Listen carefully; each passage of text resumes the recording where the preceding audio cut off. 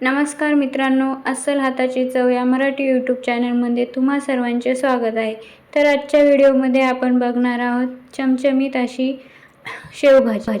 आता ही शेवभाजी आपण थोडी वेगळ्या पद्धतीने बनवणार आहोत मित्रांनो। यासाठी कांदा खोबरे याचे वाटण करण्याची अजिबात गरज नाही। हो खरंच यासाठी फक्त 2 मध्यम साईजचे टोमॅटोची पेस्ट करायची आहे। बाकी यासाठी काहीही लागणार नाही, म्हणजेच कुठलेही वाटण लागणार नाही। तर चांगले मिक्सरला बारीक करून घ्यायचे आहेत। यात इथे मी 7-8 लसणाच्या पाकळ्या व एक मध्यम साईजचा कांदा घेतलेला आहे। आता टोमॅटोची ही पेस्ट तयार झालेली आहे। मित्रांनो, या भाजीमध्ये आपण एक सिक्रेट घालणार आहोत। ते सिक्रेट म्हणजे इथे मी 2 मोठे चमचे दूध घेतलेला आहे। आता त्यामध्ये आपले सर्व मसाले टाकायचे आहेत।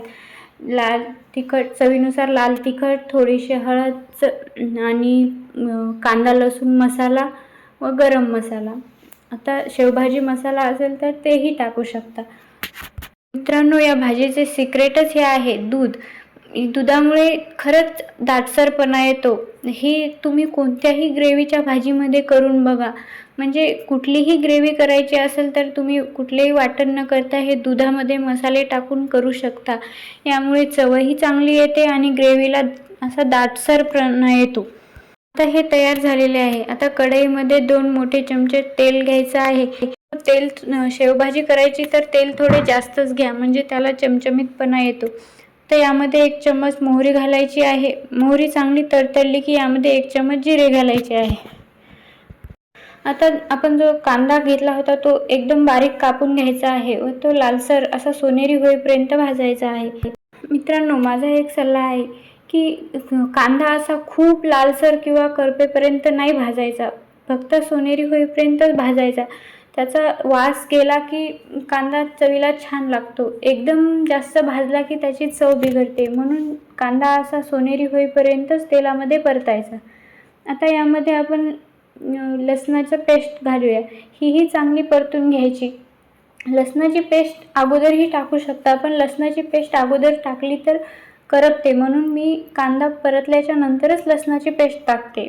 ही चांगले परतले गेलेले आहेत। आता यामध्ये आपण जी टोमॅटोची प्युरी केली होती ती घालायची आहे। तर ही टोमॅटोची प्युरी 2-3 मिनिट चांगली भाजून घ्यायची आहे, म्हणजेच याला तेल सुटेपर्यंत ही भाजून घ्यायची आहे।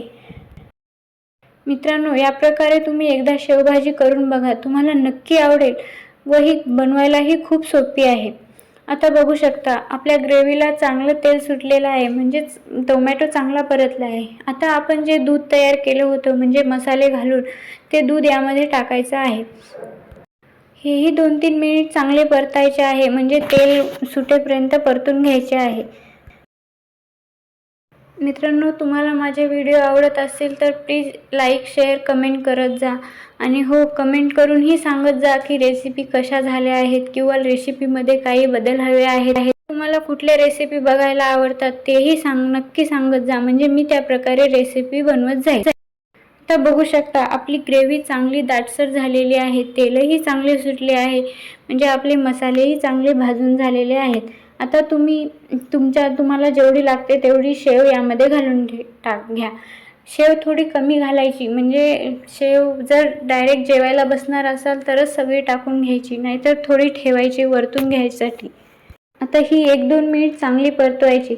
तुम्हाला लागते म्हणजे तुमच्या गरजेनुसार यामध्ये पाणी घालून घ्या। माझा आणखी एक सल्ला आहे मित्रांनो, शेवभाजीमध्ये कधीही जास्त पाणी घालायचे नाही, म्हणजे ती जास्त पातळसर नाही करायची, घट्टसर अशी ठेवायची, म्हणजे ती चवीला चांगली लागते। तरी तुमची इच्छा, तुम्हाला जेवढे पातळ लागते किंवा घट्टसर लागते त्यानुसार तुम्ही पाणी घालून शेव घेऊ शकता। आता इथे याला चांगली उकळी आलेली आहे, यामध्ये कोथिंबीर घालायचा व आपली शेवभाजी तयार आहे। मित्रांनो, तुम्हाला हा व्हिडिओ आवडला असेल तर तुम्ही ही रेसिपी एकदा नक्की ट्राय करा आणि हो, व्हिडिओला लाईकही करा। आणि तुम्ही हा व्हिडिओ कुठून बघता तेही कमेंट करून नक्की सांगा, म्हणजे मी तुमचे आभार मानू शकते। आणि हो, चॅनलवर नवीन असाल तर प्लीज सबस्क्राईब करा आणि बेल आयकॉनवर क्लिक करा, म्हणजे तुम्हाला पुढच्या व्हिडिओचे नोटिफिकेशन मिळत जाईल। धन्यवाद मित्रांनो।